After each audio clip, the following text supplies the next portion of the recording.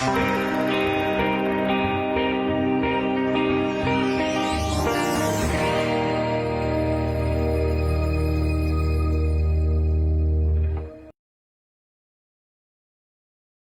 do Senhor, igreja.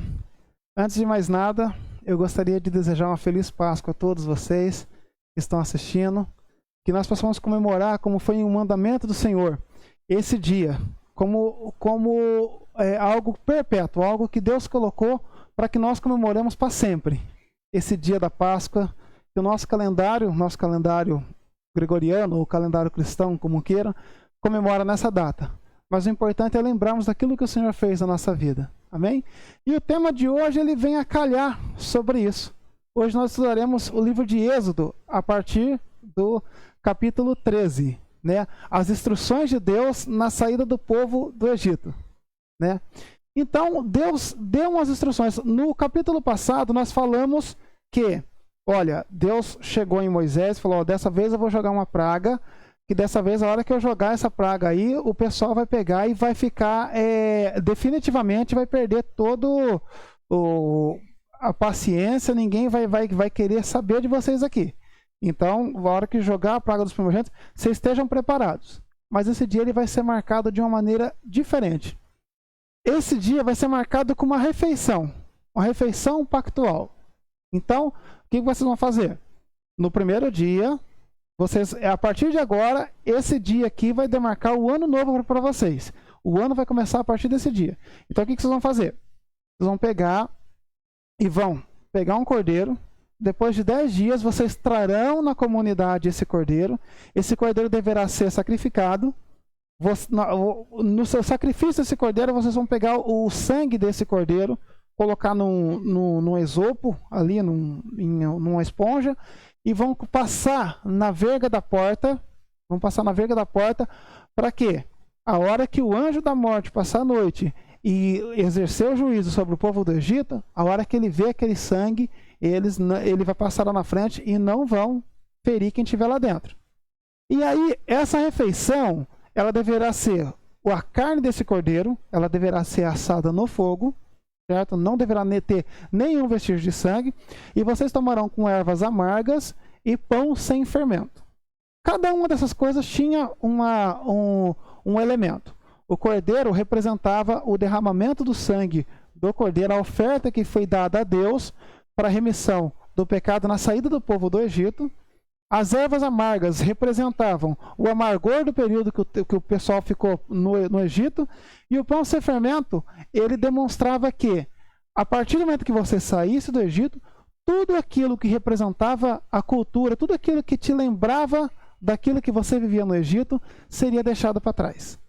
Então, Deus mandou, olha, vocês lembrarão de todos esses elementos todas as vezes que vocês celebrarem esse dia.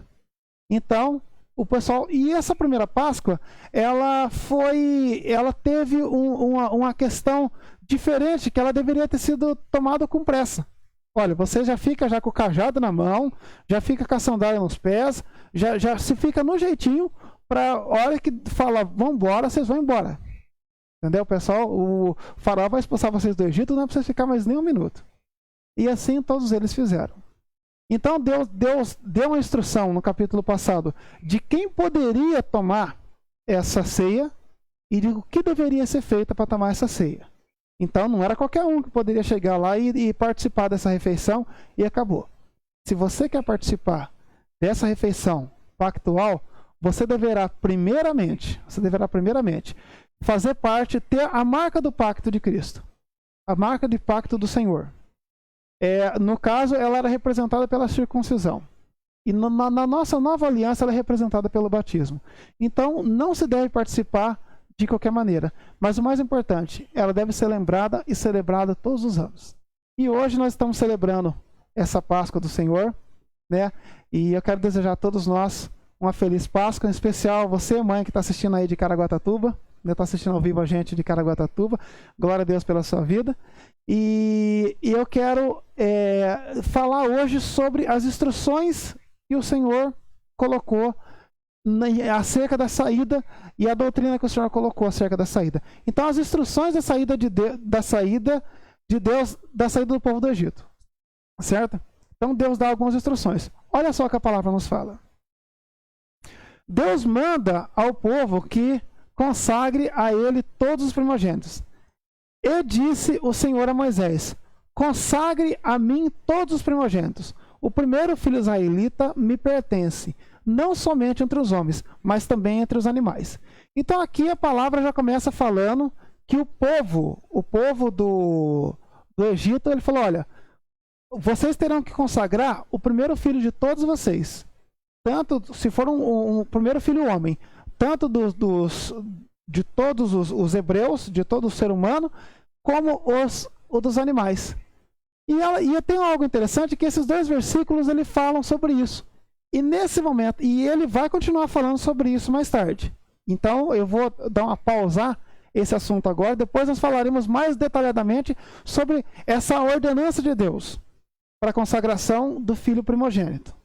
Então aqui ele já começa falando: olha, vocês estão saindo daqui, a partir de agora vocês terão uma nova lei. Então todo o primeiro filho será consagrado a Deus, tanto dos homens quanto dos animais. E nesse momento, a palavra, o narrador, ele troca o assunto para cerca da consagração desse dia, né? Do que se deveria fazer nesse dia. Olha só o que a palavra nos fala. Moisés fala ao povo sobre a comemoração da saída do povo do Egito, certo?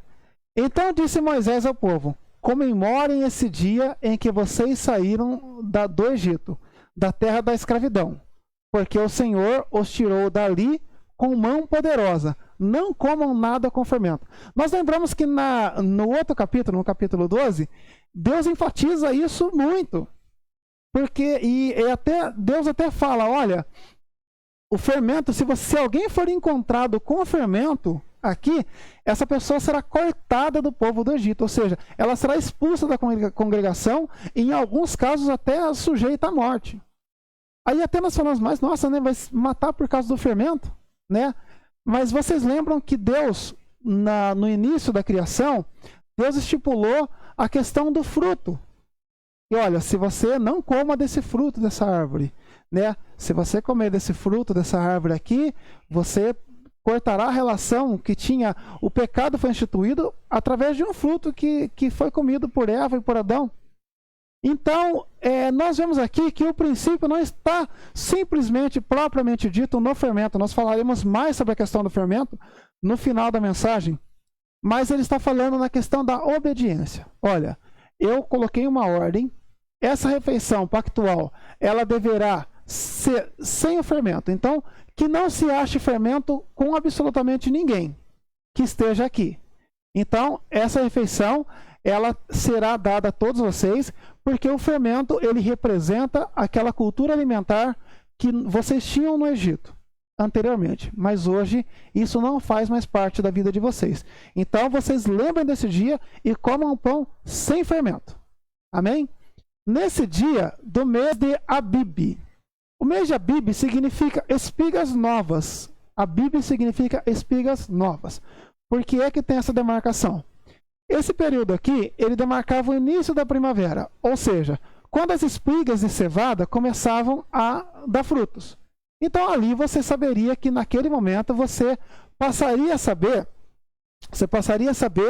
de que, olha, a partir do momento que as espigas novas começaram a dar frutos, significa que o ano novo começa ali. Então, para você ter uma demarcação, na verdade, existiam ao longo da história vários calendários, e Deus instituía que esse calendário começaria a partir desse período. Então, como que eu vou saber que período é esse? É o período em que as espigas começaram a dar frutos. O mês de Abib, certo? Vocês estão saindo.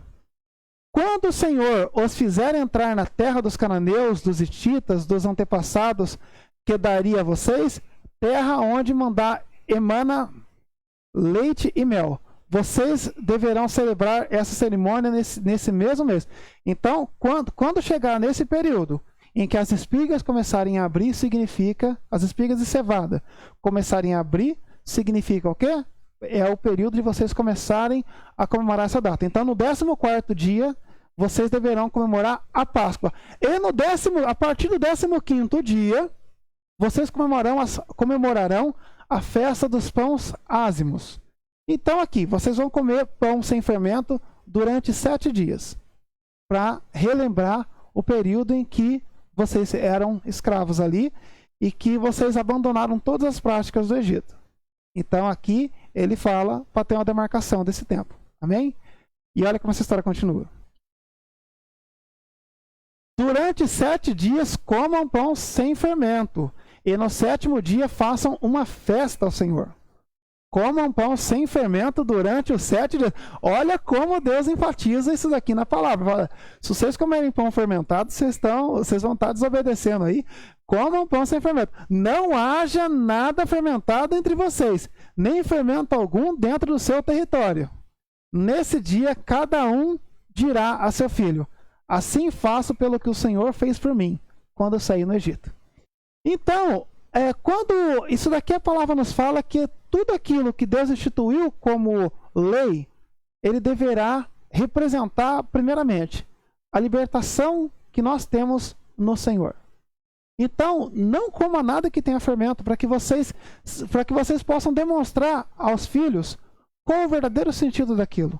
E vocês não deverão dizer assim, ó, porque o filho vai chegar e perguntar assim, as futuras gerações irão perguntar: por que vocês não estão comendo nada sem fermento não estão comendo nada com fermento durante esse período? Ele vai ficar curioso, não vai entender o porquê disso. Aí eu faço pelo que o Senhor fez por mim, quando eu saí do Egito. Então, vocês percebem que a resposta não é, sei lá, vamos fazer isso aí porque o pessoal está fazendo, a gente tem que fazer também. Não. Deus enfatiza que todos os ritos que ele coloca para que nós sigamos, ele tem um propósito. E o propósito é de revelar quem é o Senhor. Então, nós temos por obrigação de levar isso adiante. Nós deveremos passar para a nossa futura geração aquilo que o Senhor fez na nossa vida. Então, ele enfatiza muito essa questão do fermento. Amém? Amém. Aí, então, nesse momento, próximo, por favor. Deus continua a alertar ao povo acerca dessa lei. Isso lhe será como sinal em sua mão e memorial em sua testa, para que a lei do Senhor esteja em seus lábios. Porque o Senhor o tirou do Egito com mão poderosa. Então essa lei, ela deverá fazer parte da sua vida. Ela deverá fazer parte da sua vida e ela será um memorial, certo? E ela deverá ser demarcada. Existem alguns objetos que os judeus usam para que as pessoas possam ver, que as pessoas possam lembrar daquilo que eles fizeram, mas olha, essa lei, ela deverá estar nos seus lábios e no seu coração. A lei, ela não deverá estar somente demarcada no meu corpo. Ela não deverá ser representada apenas na maneira em que eu me vesti, mas ela deverá estar nos meus lábios e na minha maneira de viver. Então, todos aqueles que verem aquilo que eu faço vão lembrar daquilo que Deus fez na minha vida. Então, uma vez que eu sou liberto, esse estatuto de Deus deve estar estampado na minha maneira de ser. Deve estar nos meus lábios. Porque o Senhor o tirou do Egito com mão poderosa. Deus não tirou de qualquer jeito o povo, Deus tirou com mão poderosa. Cumpra essa determinação na época certa, de ano em ano. Então é exatamente isso que nós faremos hoje. Hoje nosso pastor irá comemorar ou irá fazer a Santa Ceia. E a nossa Santa Ceia nós fazemos mensalmente, mas sempre com o intuito de lembrar aquela libertação que o povo fez no Egito. O nosso Senhor Jesus Cristo falou: olha, cada vez que vocês comer desse pão e beber desse cálice, vocês vão lembrar do sacrifício que foi feito por vocês.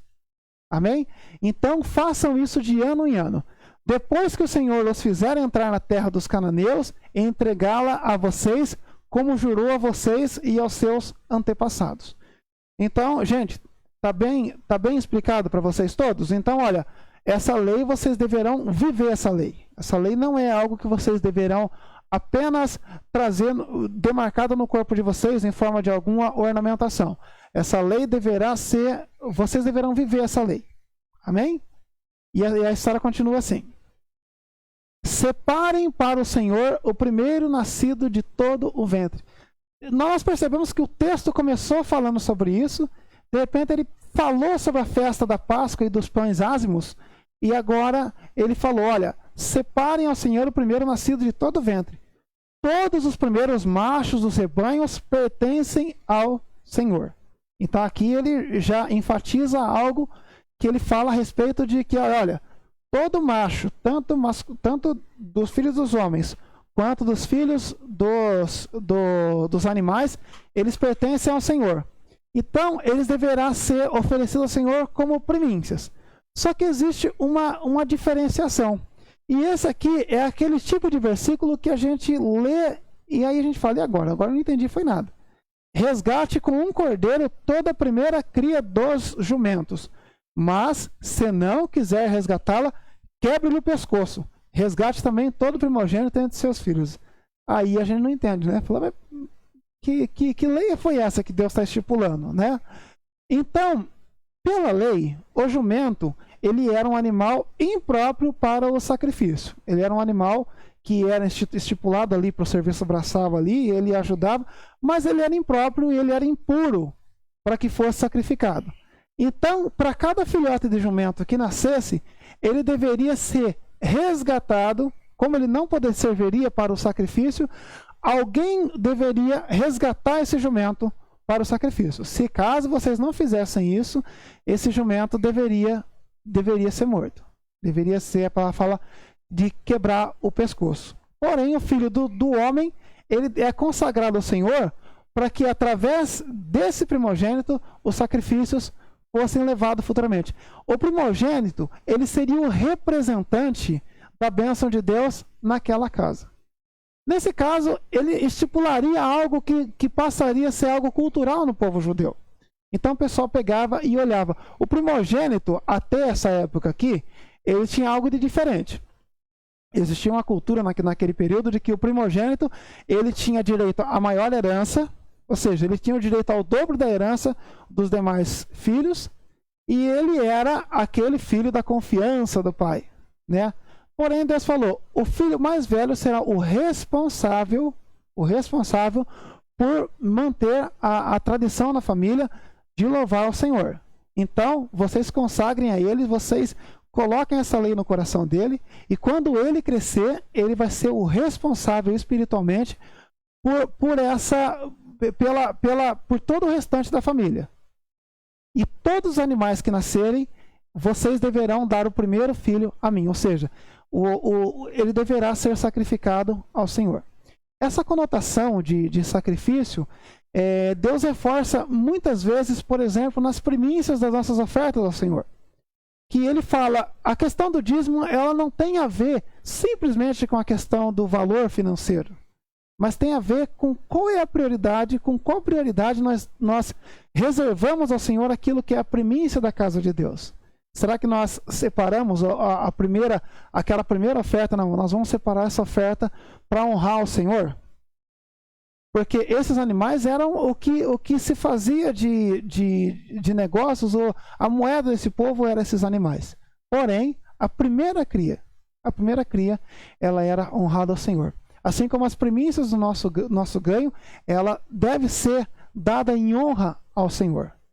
E nesse momento aqui agora, quando a palavra fala em resgate dessa questão do jumento, ela está falando justamente de nós. Porque nós, naturalmente, nós não nascemos ali dentro do povo da aliança como aquele pessoal nasceu. Porém, nós somos alcançados por meio de Cristo. Mas para que nós, que somos impuros, pudéssemos ser resgatados, teve que ter o sacrifício de um cordeiro. E Jesus é esse cordeiro que foi resgatado por nós. Então nós estamos no lugar desse jumento que a palavra nos fala, que deverá ser resgatado através de um cordeiro. Se caso ele não for resgatado, ele será condenado à morte. Essa palavra, ela tem tudo a ver com aquilo que nós vivemos hoje. Amém? Então, nós hoje só somos salvos pelo sangue do cordeiro que foi resgatado. Amém? Glória a Deus. Olha como a palavra continua. No futuro, e olha só como essa questão dessa enfatização desse legado que Deus coloca para que nós passemos para os nossos filhos. No futuro, Quando seus filhos lhe perguntarem o que significa isso, então eles vão perguntar, olha, o que é que significa essa questão desse culto que vocês estão fazendo? Então, digam-lhe, com mão poderosa o Senhor nos tirou do Egito, da terra da escravidão. Então, aqui nesse momento, a palavra está dizendo que quando nós levamos os nossos filhos na igreja, quando nós levamos as pessoas que não têm conhecimento da palavra hoje, mas pessoas que chamem atenção, o comportamento daquela pessoa que foi resgatada por Deus, ela chama a atenção daqueles da nossa futura geração. E aí, quando chamar a atenção, nós deveremos falar. E isso significa que eu tenho esse tipo de comportamento, eu presto culto ao Senhor dessa maneira, porque um dia Ele me resgatou da terra da escravidão. Então nós deveremos trazer isso para a nossa vida. E a palavra continua assim: quando o faraó resistiu e recusou deixar-nos sair, o Senhor matou todos os primogênitos do Egito, tanto de homens como de animais. Por isso, sacrificamos ao Senhor os primogênitos machos de todo o ventre, e resgatamos os nossos primogênitos. Isso será como sinal da mão e marca em sua testa de que o Senhor nos tirou do Egito com mão poderosa. Então aqui ele está falando, olha, da mesma maneira que através da morte do primogênito dos animais do Egito e da morte do primogênito dos filhos dos egípcios, então eles foram sacrificados para que vocês fossem livres. Então, da mesma maneira, vocês honrarão com o Senhor com a primeira cria dos animais e honrarão ao Senhor, oferecendo ao Senhor, não com a vida, mas consagrando a Deus o primogênito, para que ele fosse responsável por levar essa aliança de Deus para os irmãos. Amém? E aqui nesse momento, a palavra, ela dá ela tira dessa questão das leis e ela volta a trazer o enredo da história novamente. Olha o que a palavra nos fala. Deus muda a rota do povo na saída do Egito. Quando o faraó deixou sair o povo, Deus não o guiou pela rota da terra dos filisteus, embora esse fosse o caminho mais curto. Então aqui já começou a ter um negócio um tanto quanto estranho, né? Deus não guiou ele pelo caminho mais fácil. Deus guiou eles por um caminho mais difícil. Nós vamos falar sobre isso daqui a pouco. Se eles defrontassem com a guerra, talvez se arrependessem e voltassem para o Egito. Nós falaremos sobre isso daqui a pouco. Então aqui já começou um negócio diferente, né? Então Deus tirou o povo, certo? Só que eles tinham uma rota que eles traçariam para chegar na terra da promessa. Porém, Deus falou, não vai fazer essa rota não. Eu vou desviar o caminho de vocês, porque se vocês forem por esse caminho, tá tendo guerra lá na frente, lá. A hora que vocês verem a guerra, vocês vão ficar preocupados, vocês vão desanimar e vão voltar para trás de novo. Eu vou guiar vocês pelo meio do deserto. Amém? Assim o Senhor fez o povo dar a volta pelo deserto, seguindo o caminho que leva ao Mar Vermelho. Os israelitas saíram do Egito preparados para lutar. E olha aqui como Deus fez um caminho diferente, né? Eu trouxe um mapa aqui para os irmãos poderem entender mais ou menos o que é que Deus fez. Amém? Antes de nós entrarmos em detalhes sobre essa questão. Então aqui nós temos aqui, ó, a rota dos filisteus, certo? Esse caminho aqui, ele fala, essa seta que está preta aqui, que nós estamos vendo aqui, ela daria aproximadamente 425 quilômetros entre Ramsés e lá Canaã, que está lá na frente, está lá na frente, para frente de Gaza, né? Essa passagem aí hoje é a Jordânia, né? Então esse deveria ser o caminho. Seria um caminho mais tranquilo, um caminho mais suave. Por quê? Ele iria pela beira do mar Mediterrâneo, né? Então ele faria uma linha reta, mais ou menos em aproximadamente, porque era muita gente, mas uma pessoa, um animal com um camelo, que andava aproximadamente 16 km por dia, né, que é o transporte, era o carrão deles da época, demoraria aí aproximadamente 20 dias para chegar de Pitom ou de Gósen ali, até a chegada de Canaã. Porém, nesse caminho aqui, havia uma guerra. Então Deus pegou e fez o quê? Vocês vão desviar o caminho. Vocês vão passar aqui por baixo, aqui, por essa seta que está vermelha. Aqui, né? Vocês vão passar por baixo e vão dar, olha a volta que eles deram, para que vocês passem pelo caminho do Mar Vermelho. Que coisa, não é? De repente, a gente vê Deus nos libertando com mão poderosa. Deus tinha o poder de fazer parar aquela guerra. Deus tinha o poder de fazer tudo quanto é coisa, mas Deus optou por fazer com que o povo desviasse daquele povo ali. Nós falaremos sobre isso daqui a pouco. E guiou o povo pelo pior caminho, que era o caminho do deserto, até chegar em Canaã, lá em cima, em Hebrom, onde o povo parou ali e atravessaram o Jordão para entrar a conquistar a Terra Prometida. Um caminho que durou aproximadamente 40 anos. Que coisa! Nós entraremos a partir do próximo capítulo nessas questões da questão do caminho, né? Mas Deus optou por fazer isso daí, por tirar de maneira milagrosa. E daqui a pouco nós falaremos sobre isso.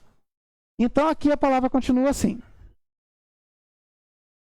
Moisés levou os ossos de José, porque havia feito os filhos de Israel prestarem um juramento quando disse: Deus certamente virá em auxílio de vocês, levem então os meus ossos daqui. Os israelitas partiram de Sucote e acompanharam em Etã, junto ao deserto. Então aqui, nesse momento aqui agora, a palavra, ela pega e coloca, ela dá uma conotação importante para essa questão de levar os ossos de José. Nós veremos também daqui a pouco sobre isso daí, sobre as questões que isso envolve. Porém, ele falou, olha, José, nós fizemos um juramento, a nossa geração irá cumprir o juramento que nós fizemos a José. O último dos patriarcas que começou toda essa geração, nós começamos aqui através dele, através da bênção que estava sobre a vida de José. Porém, nós levaremos daqui os ossos dele para que seja sepultado lá em Canaã. Amém? Então, e aqui, a partir daqui, eles falarão, nós cumprimos essa promessa na vida de José. Porém, os israelitas partiram de Sucote e acompanharam junto ao deserto. Eles não foram junto ao mar Mediterrâneo, eles foram junto ao deserto. Porém, esses últimos versículos, ele nos fala sobre o cuidado de Deus, mesmo quando o caminho não é o caminho que a gente imagina que fosse o melhor. Olha o que a palavra nos fala. Durante o dia, o Senhor ia adiante deles, numa coluna de nuvem, para guiá-los no caminho, e de noite numa coluna de fogo para iluminá-los. E assim podiam caminhar de dia e de noite. Então aqui ele falou, olha, vocês vão pelo caminho mais difícil, mas o deserto, ele tem uma temperatura de 45 a 50 graus durante o dia e uma temperatura de 0 graus à noite. Então é sofrimento 24 horas por dia. Mas é justamente esse o caminho que Deus escolheu para que o povo seguisse a rota para até chegar na Terra da Promessa. Então aqui ele falou, mas vocês vão por esse caminho pior sim, porém eu estarei com vocês. Então eu trarei uma nuvem para que o sol não te castigue tanto durante o dia, e trarei uma língua de fogo para que vocês possam ficar aquecidos durante a noite, para que vocês possam andar. E essa nuvem, essa coluna de fogo irá guiar o caminho até chegar lá. A coluna de nuvem não se afastava do povo de dia e nem a coluna de fogo de noite. Então, dessa maneira, Deus cuidou do povo no deserto. E assim termina o capítulo 13 do livro de Êxodo. E será que essa saída, essas instruções do povo que Deus deu na saída do Egito, será que ela tem aplicações para a nossa vida? Será que isso tem lições para a nossa vida? Eu separei aqui 4 lições sobre a saída do povo do Egito. Então aqui foram essas 4 lições que eu separei sobre a saída do povo do Egito. O que será que Deus tem para nos falar sobre todas essas instruções, tudo que tem muito a ver com questões culturais, com questões que ficaram ali naquele povo, mas que a palavra do Senhor se renova a cada dia. Então, tudo tem a ver com o culto que nós prestamos a Deus hoje. A primeira lição é essa. O pão ázimo, ele representa a mudança de vida do povo para uma nova vida com Deus. Então eu trouxe aqui duas situações em que o Novo Testamento, ele trata essa questão do fermento. E o nosso Senhor Jesus Cristo, ele que é o dono da verdade e ele sabe de todas as coisas, ele traz essa questão que, olha, o pão sem fermento, ele não pode ser só uma questão cultural, gente. Olha, não é somente o fato de você pegar e ter uma cultura de comer um pão sem fermento que já está tudo certo. Se a lei não estiver no coração de vocês, ela não serve para nada. Então o próprio Senhor Jesus Cristo, ele nos fala primeiramente sobre a questão do fermento dos fariseus. Eu até coloquei aqui, ó, o fermento ele tem uma conotação de trazer ao alimento uma aparência diferente do que ela teria sem ele. Então, qual que é a função do fermento? A função do fermento é, olha, você preparou aquela massa, aquele alimento, e se você colocar fermento, o fermento vai mudar a aparência daquele... Ele vai continuar com a mesma essência, porém a aparência será modificada. É essa a função do fermento. Ela vai fazer com que a massa inche, a massa cresça, certo? Então, lá no Egito, eles tinham como cultura usar o fermento nos alimentos dele, assim como nós usamos hoje. Mas será que tem alguma coisa de errado? Aí a gente fala, poxa vida, eu fui na padaria comprar o pão ali agora e o pão tinha fermento. Será que eu não devia ter comido? Será que é isso que quer dizer? Será que essa questão está somente no alimento? E olha só de que maneira brilhante nosso Senhor Jesus Cristo, ele define essa questão. Olha só. Então aqui em Mateus capítulo 16, aprenderam que não disseram que se guardasse do fermento do pão.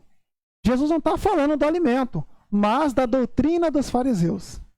Então aqui, os fariseus, assim como eles trazem ou muitos pregadores, nós cristãos até inclusive, acaba trazendo a palavra, se baseiam na palavra de Deus, mas eles salpicam o fermento, para que eles possam ter uma aparência diferente. E aí muitas vezes eles colocam a doutrina que eles não cumprem. Porém, eles mudam a aparência da palavra, daquilo que é sagrado, para primeiramente trazer ibope. Muitas vezes o evangelho propriamente dito, ele pode talvez não atrair muitas vezes a atenção das pessoas a seguirem o evangelho. Então, por isso, eles colocam um pouco de fermento, modificam, eles trazem a essência daquilo que é a palavra, eles leem a palavra, mas modificam o sentido dela, para trazer no nosso coração o conceito de que, olha, eu preciso seguir a Deus porque eu quero uma recompensa, eu quero um dinheiro, eu quero prosperidade, eu quero isso, porque é isso daí mesmo que nos atrai. E Jesus falou assim, olha, gente, naquele momento, aquele fermento daquela libertação do povo representava a saída, a mudança de cultura do povo. Porém, não tem a ver com essa questão do alimento. Vocês podem comer o pão, come o pão, mas vocês têm que tomar cuidado com a doutrina desses fariseus, que falam coisas que eles mesmos não vivem. E olha só, o que o livro de Lucas nos fala. Ajuntem-se, entretanto, ajuntando-se, entretanto, muitos milhares de pessoas, de sorte que se atropelavam uns com os outros.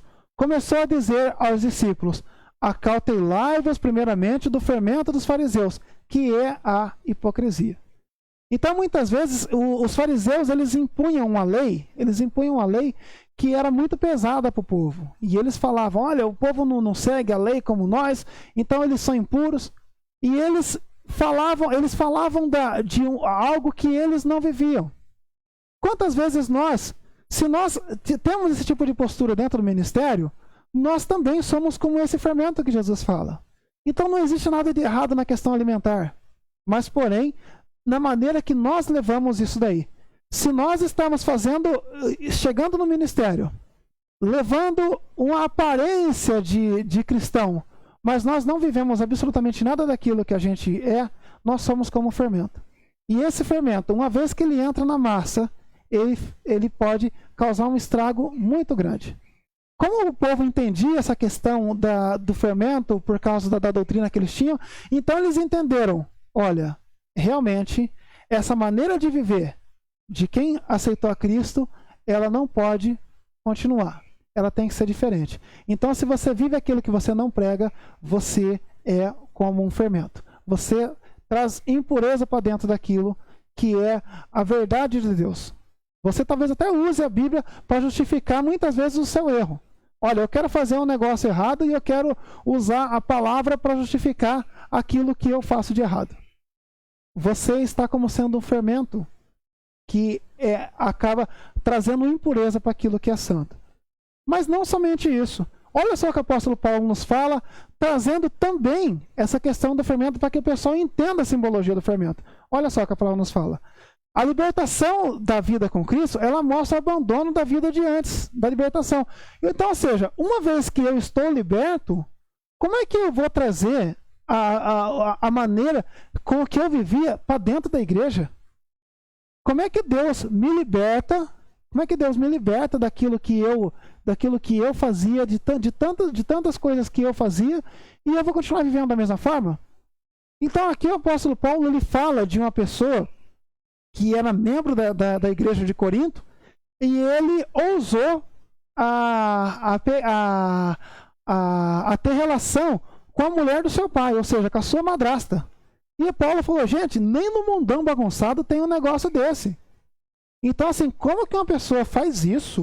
Como uma pessoa faz isso e continua no meio de vocês? Ele falou, de jeito nenhum.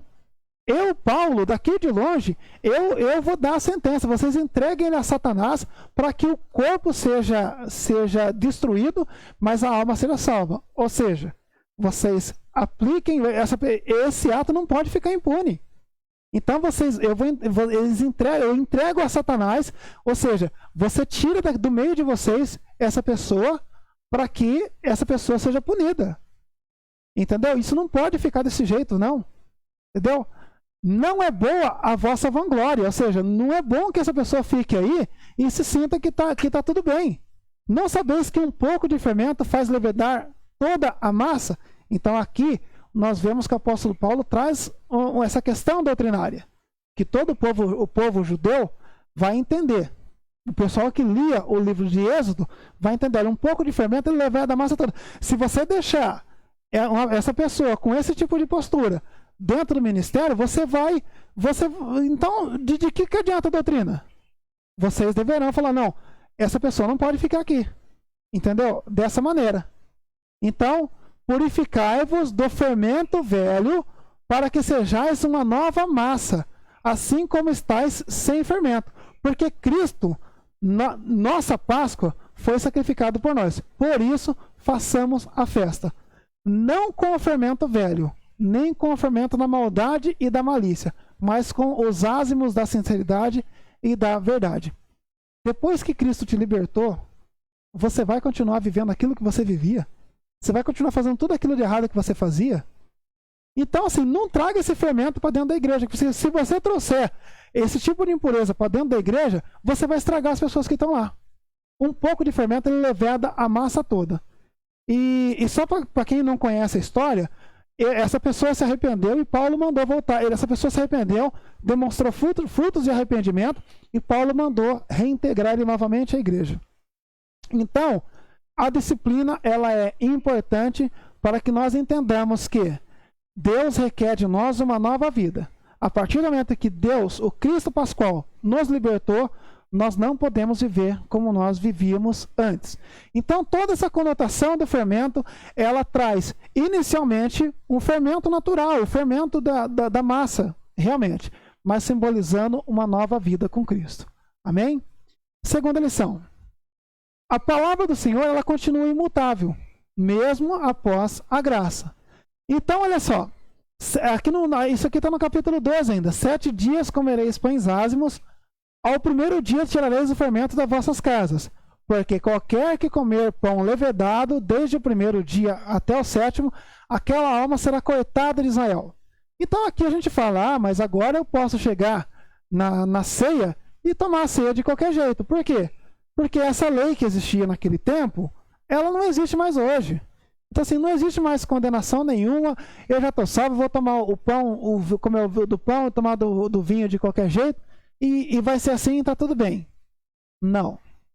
A mesma punição que havia para aquele povo de ser cortado do povo de Israel, pelo simples fato de conter fermento em sua casa, ou seja, do pecado, daquela cultura anterior, fazer ainda parte da sua vida, no momento em que você irá fazer parte do alimento pactual ali, e essa questão continua. Olha só o que a palavra nos fala. Veja se não tem total semelhança. Portanto, qualquer que comer este pão ou beber o cálice do Senhor indignamente será culpado do corpo e do sangue do Senhor.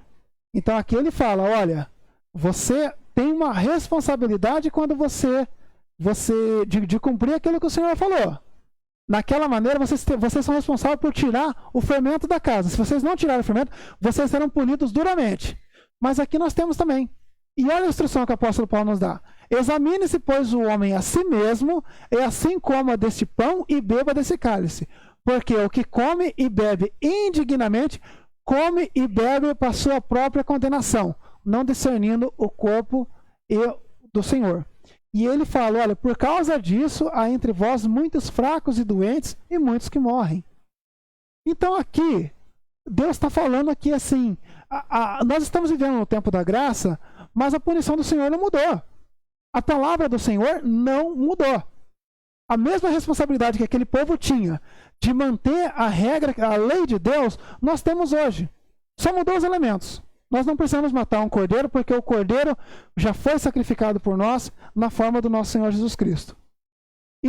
Mas nós tomamos essa refeição, como tomaremos hoje à noite, que o pastor irá ministrar, com essa responsabilidade. Do quê? Eu não posso comer o pão com fermento? Não estamos falando do fermento do pão. Estamos falando de como está o seu coração. Então examine-se, pois, o homem a si mesmo. Depois coma do pão e beba do cálice. Porque se você não fizer isso, você será cortado do povo de Israel. Ou seja, a aliança de Deus continua imutável mesmo diante da graça de Deus. E nós temos que ter essa responsabilidade quando nós participarmos desse culto a Deus. E, novamente, quando o nosso filho vier perguntar o que é esse pão, o que é esse vinho? Foi porque Cristo um dia nos libertou e mandou que lembrássemos dessa refeição. E deu essa refeição para que lembrássemos do sacrifício que ele fez por todos nós. Amém? Então essa é a segunda lição. A terceira lição. Por maior que somos onde estivermos, precisamos saber que não somos daqui. É estranho, né? Fica até estranho o texto, né? Mas eu vou explicar. José, ele era o governador do Egito. Ele era, depois do rei do local, do faraó, a maior autoridade que existia naquele lugar era José. Então, ele até foi mudado o nome para Zafenate-Paneia, como preservador da vida. Então, assim, ele era aquele que preservou a vida do povo do Egito. Então, ele era supervalorizado pelo próprio rei do local. Porém, ele tinha plena convicção de que ele não era dali. Entendeu? E ele tinha convicção do quê? Eu tenho uma vida eterna para mim lá. Deus tem uma terra da promessa. Mas quando eu morrer, eu sei que eu vou morrer aqui, eu não vou ver o cumprimento dessa promessa. Mas quando a futura geração que vê o cumprimento dessa promessa, por favor, leve os meus ossos daqui. Eu não quero nem que os meus ossos fiquem aqui no Egito. Eu quero que os meus ossos estejam lá em Canaã. E olha só o que a palavra nos fala. E disse José aos seus irmãos: eu morro, mas Deus certamente vos visitará. Então aqui ele fala, olha, eu sou perecível, entendeu? Eu vou morrer. Não sustentem a fé de vocês em mim. Não sustentem a fé de vocês naquilo que vocês têm aqui, porque é provisório. Eu não posso basear a minha fé simplesmente em algo, em tudo que eu estou vendo aqui no mundo. A minha fé está baseada naquilo que eu não vejo. Eu vou morrer. O nosso pastor irá morrer, o nosso superintendente irá morrer, o presidente da nossa igreja irá morrer. todos nós morreremos.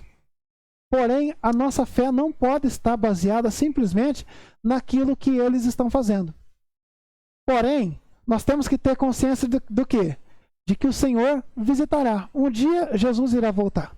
E quando esse dia acontecer, vos fará subir dessa terra, a terra que jurou a Abraão, a Isaac e a Jacó.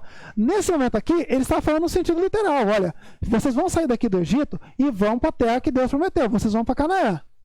Quando isso acontecer, José fez jurar os filhos de Israel, dizendo: certamente vos visitará Deus e fareis transportar os meus ossos daqui. Quando isso acontecer, eu não quero nem que os meus ossos fiquem aqui, mas eu quero que vocês transportem até os meus ossos para lá.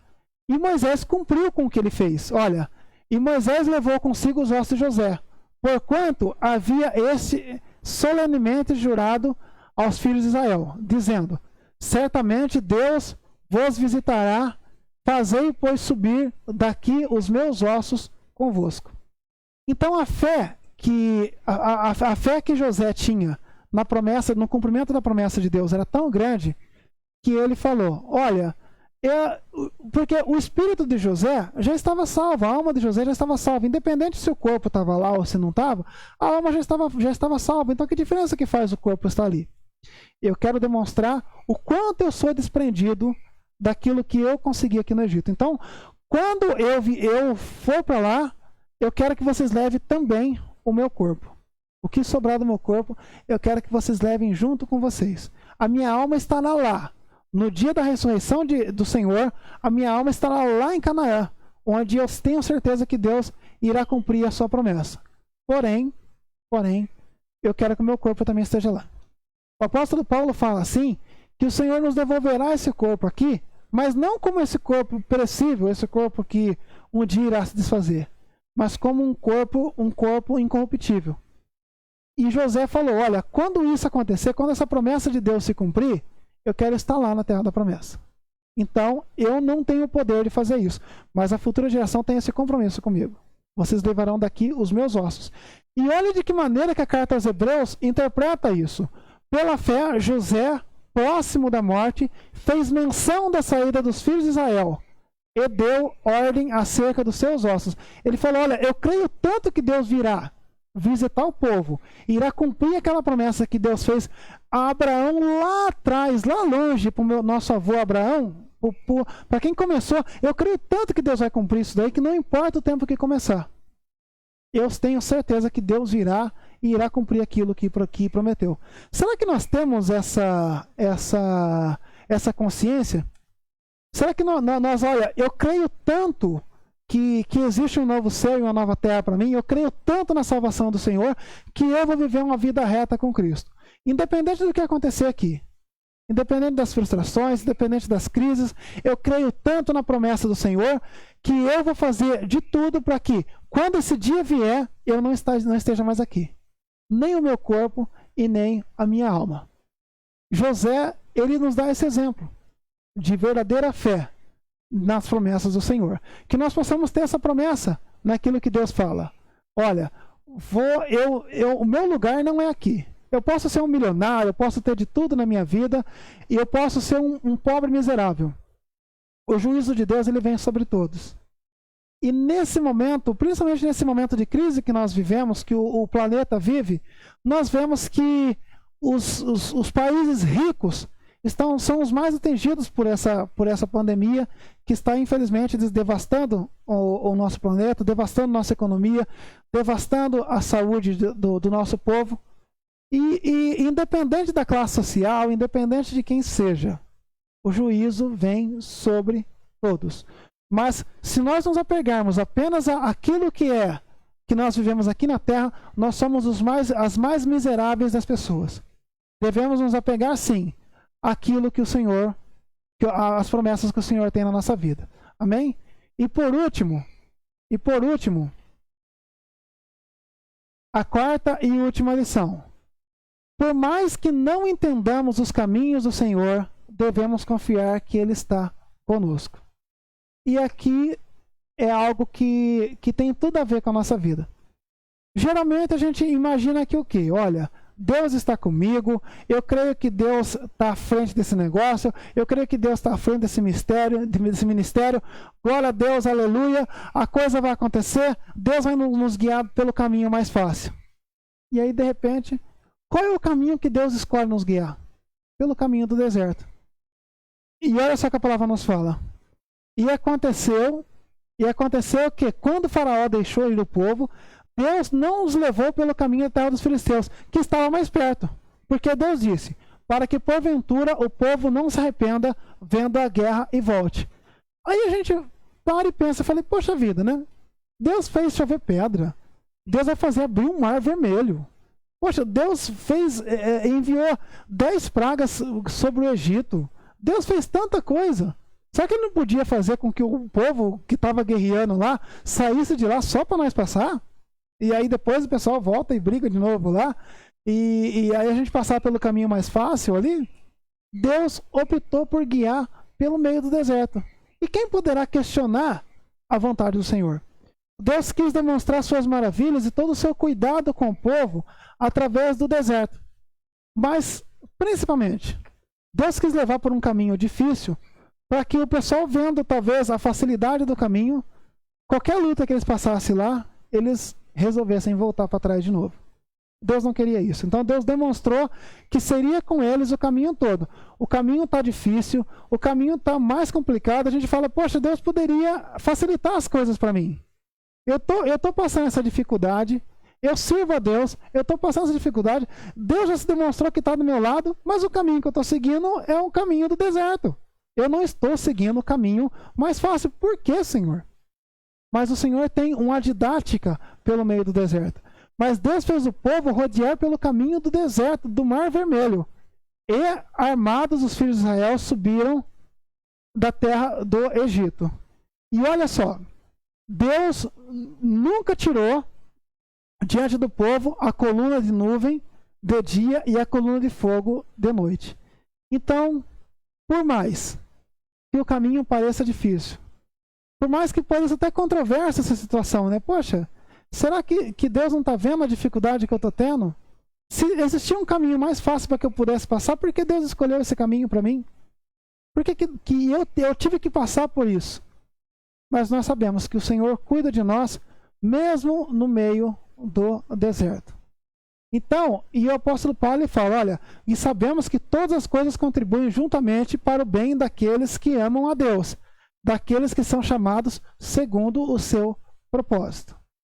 Então, geralmente nós, na nossa vontade de ser humano, a gente quer sempre seguir que o nosso caminho, o caminho que nós vamos seguir, seja o caminho mais curto, o caminho mais fácil, o caminho que não nos dá uma tranquilidade para chegar.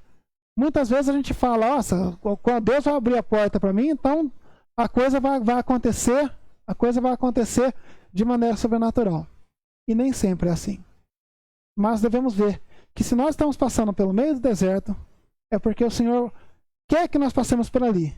E o Senhor tem uma didática para todos nós ali. O Deus pode até não facilitar o nosso caminho, mas o Senhor, Ele cuida de nós, mesmo no caminho mais difícil. Que nós possamos ter essa fé. Amém?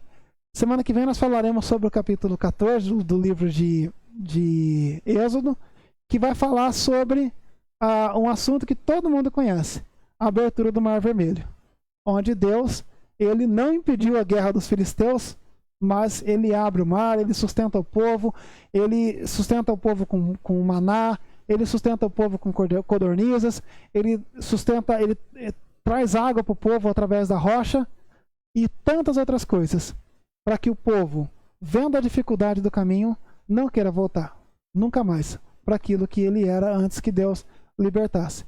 Então que nós possamos ter essa confiança de que o Senhor te libertou. Nós comemoraremos a Páscoa hoje, mas que nós não voltemos. Porque se o caminho está difícil aqui, é porque o Senhor não quer que nós voltemos para trás. O Senhor tem uma didática a nos ensinar por esse caminho difícil. Amém? Eu glorifico a Deus pela vida de todos vocês que acompanharam essa live, que assistirão esse vídeo, e que Deus abençoe a vida de vocês, em nome de Jesus. Glória a Deus. Amém. E que os irmãos possam acompanhar o culto à noite hoje, que terá a Santa Ceia ministrada pelo nosso pastor, que os seus irmãos possam acompanhar. Hoje, a partir das 18h30, o culto. Em nome de Jesus. Amém? Glória a Deus. Deus abençoe a todos. Amém.